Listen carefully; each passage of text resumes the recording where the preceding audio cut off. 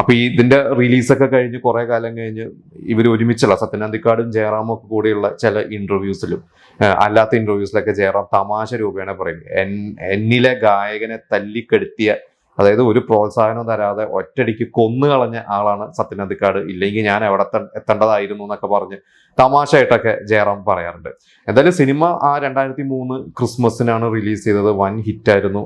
ജയറാമിനും ഒരു വലിയൊരു ഹിറ്റ് കിട്ടി. ഷീലയുടെ ഒരു തിരിച്ചുവരവായി. നയൻതാര എന്ന് പറഞ്ഞ പുതിയ നായിക കിട്ടി. അതിന് തൊട്ടു മുമ്പ് മീശമാധവൻ അല്ല, ശരിക്കും രണ്ടാം ഭാവം മീശമാധവനൊക്കെ എഴുതിയ രഞ്ജൻ പ്രമോദിന് മൻസ്നക്കര എന്ന് പറയുന്ന സിനിമ വലിയൊരു ബ്രേക്കായി. അപ്പോൾ ഒരുപാട് പ്രത്യേകതയുള്ള സിനിമയാണ് മൻസ്നക്കര. പിന്നെ അന്ന് ഇന്നത്തെ പോലെ സോഷ്യൽ മീഡിയയോ ഒന്നും അത്ര സജീവം അല്ലാത്തതുകൊണ്ടായിരിക്കും ജയറാമും ഇളയരാജയും അന്ന് പാടിയ പാട്ട് പിന്നെ എവിടെ നമ്മൾ കേട്ടിട്ടില്ല. ജയറാം പറയുമ്പോഴാണ് ഞാനൊക്കെ അറിയുന്നത്, ജയറാമിന്റെ ഇന്റർവ്യൂവിലൂടെയാണ് ഞാനൊക്കെ ഇങ്ങനെ ഒരു സംഭവം നടന്നെന്നെ അറിയണത്.